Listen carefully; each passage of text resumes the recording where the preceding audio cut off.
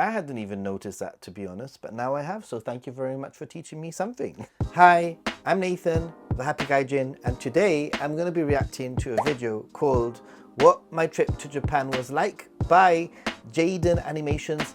Never actually seen this video before, although it has come up a few times, and I know some other people have reacted to it, so I thought I'd like to see what it's all about, obviously.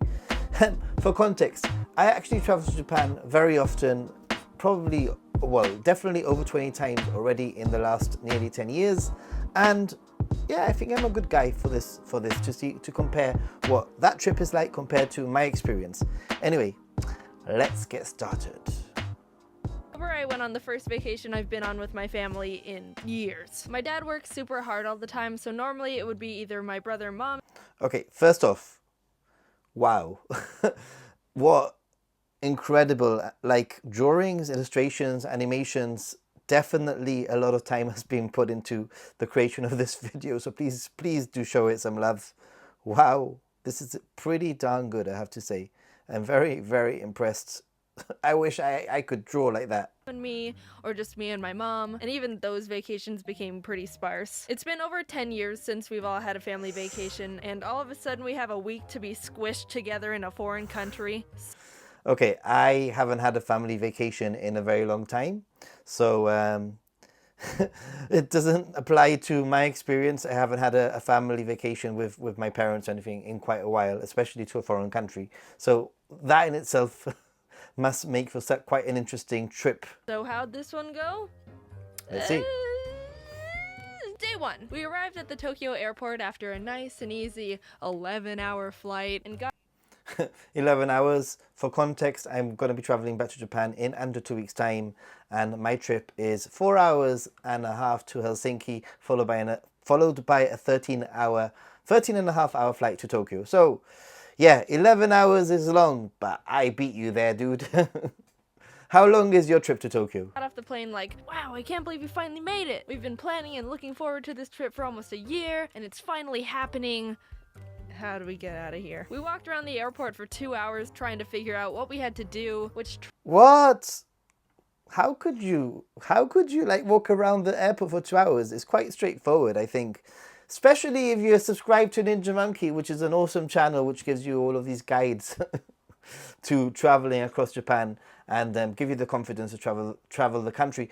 However, I don't know how somebody could literally spend 2 hours. It's crazy. Train we had to get. We lost Dad for like half an hour in the sea of Asians. I'd already expected the worst and thought he was dead, but no worries, turns out he wasn't taken out by the Japanese mafia. All right. My mom had to get train tickets and he had to take care of the luggage, so we split up and planned to meet at a ticket counter, but little did just a little tip here, and that is that if you have a Suica card, if you get yourself a Suica card, or even get yourself a Suica card on your phone, a digital one, if you've got an iPhone, then you can, in most cases, especially like the monorail, you can just use the Suica to tap in, tap out. No need to get train tickets, although there are certain trains that you do require a ticket.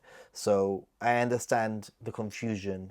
It can be confusing, but 2 hours? 2 hours? What? we know there were two of them on opposite ends of the floor, and as the stereotype goes, they looked exactly the same. So my parents were just grumbling and waiting for each other to show up at the opposite ticket stand with no method of communication because we didn't have Wi-Fi yet. After figuring...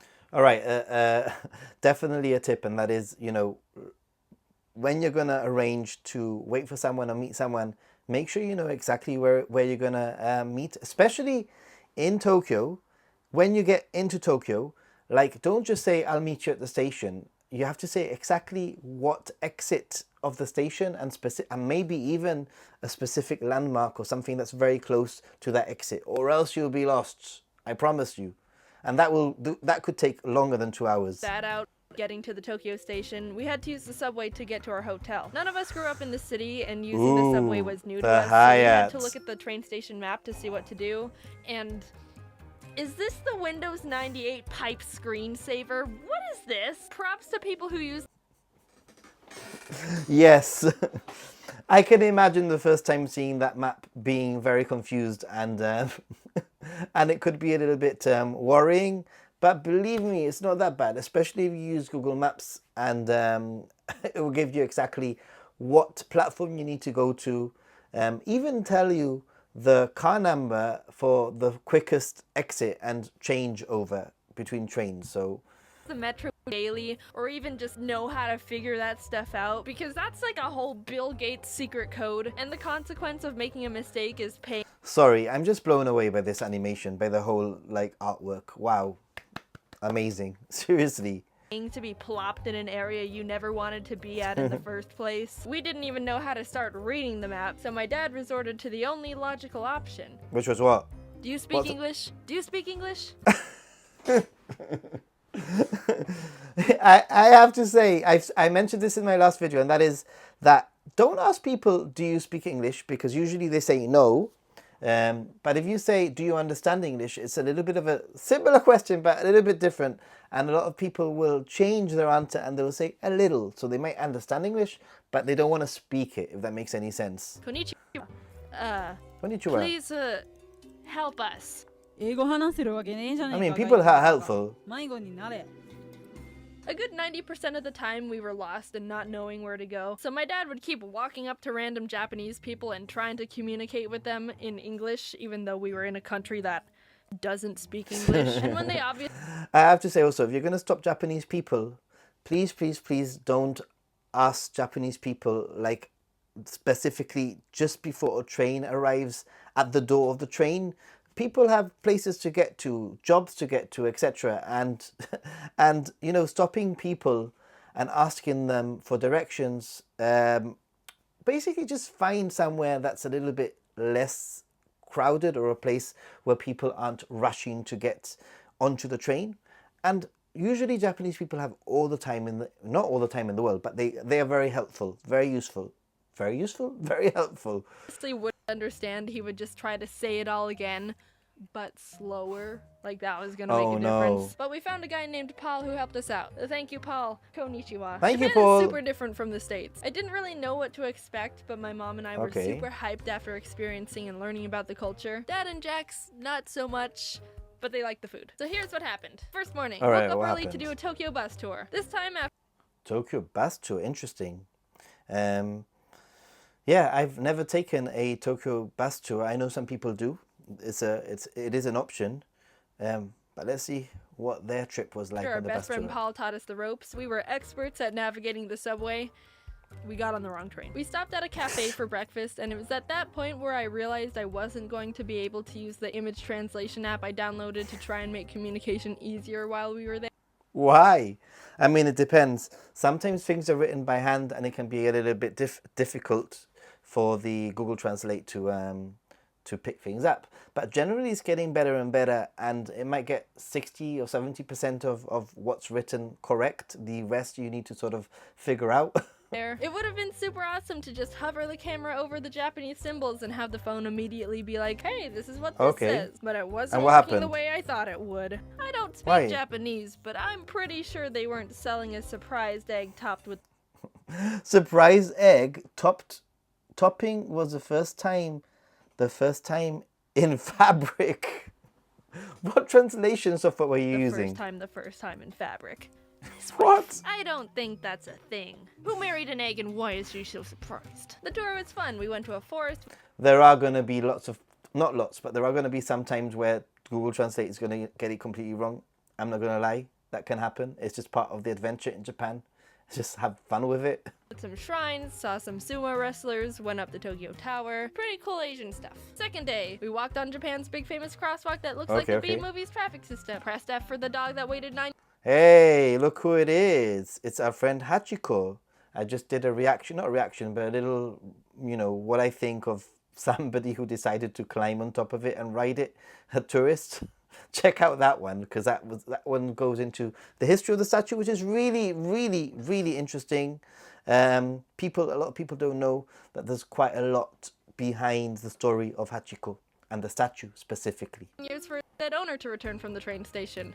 I love you, Hachiko. Oh, went to a hedgehog cafe. Got on the wrong train. Mega Donuki. Spent way... Wow, how many wrong trains are you gonna get on? Too much money at the Pokemon Center. Won nothing at a big arcade. And collapsed into bed. I should... Okay, yeah. The whole, like... I think I like the way that she's sort of summarizing a hectic day full of lots of things, and then getting to your hotel in the evening and going, I get it. Some days can be like that for me too, I have to say. You get to the hotel and you're like, Probably slow things down a bit so you can really take in day whatever, wrong train, rice triangles, tiny banana snack. My brother said it. Tiny banana snack. Tokyo banana is amazing. It's my favorite snack in Japan. It tasted weird. Walking tour. Oh god, my legs hurt. More noodles. Went to sleep. We had another bus tour around Kyoto, and one of the stops was this 1,000 golden statues temple that was really cool, and we learned about a bunch of gods. One of which I, a Pokemon master, already recognized since it was the inspiration behind Thundurus. Ooh. You see, I hadn't even noticed that, to be honest, but now I have, so thank you very much for teaching me something. And I'm a Pokemon fan. As you can see, I have a Pikachu behind me, I have a Pikachu there, climbing the Sky Tree, and I have a Ditto there, in just about to, you know, disguise itself into, I don't know what.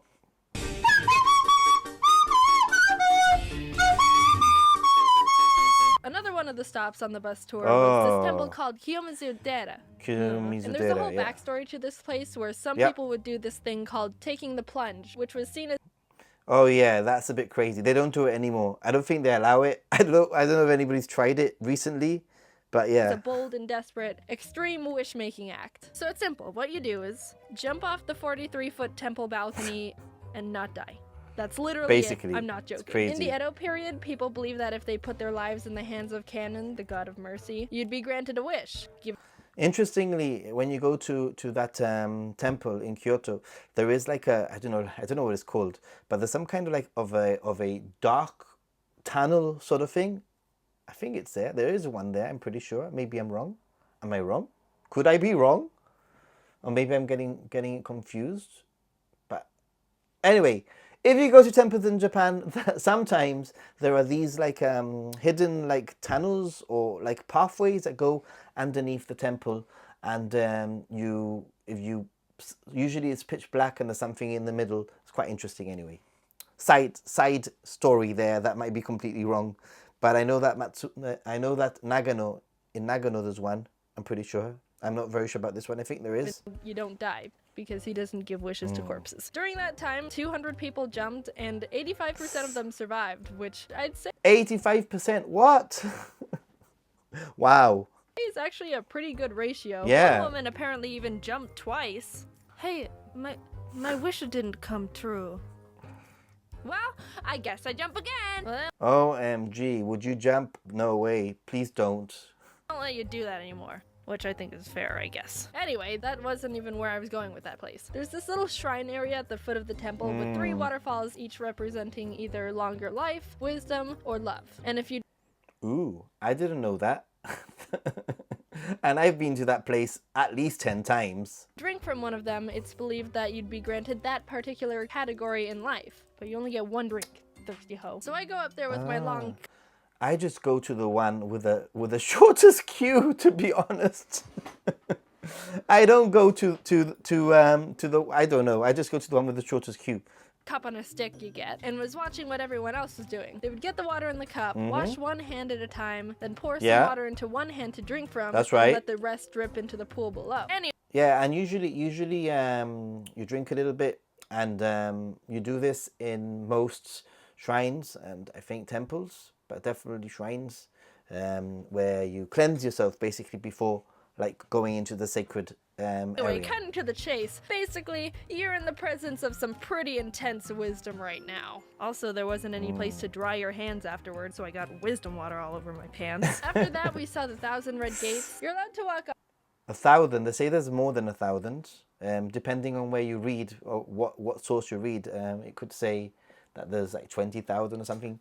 They are Torii gates, and that's Fushimi Inari in Kyoto that she's referring to. Under them, but apparently it takes like 3 hours to get through them all, and we didn't have that time, so we walked under like 10 and called it a day. After waking up, I have to say, a nice little tip is the beginning of Fushimi Inari is very, very packed with tourists. And if you walk a little bit further up, there's still red gates, but there's less tourists, and you can get good good photos. With some French toast that was lightly dusted with a pound of sugar. My mom and I went to the Studio Ghibli Museum. Ooh, I can't express nice. how incredible that place was. I would recommend it to anyone who has an appreciation for Ghibli or... Yeah, I love Ghibli also, and yeah, I love whenever there's a Ghibli store or something like that, I always go in. I don't tend to buy too much because things tend to be quite expensive in those stores, and usually I can find it cheaper online.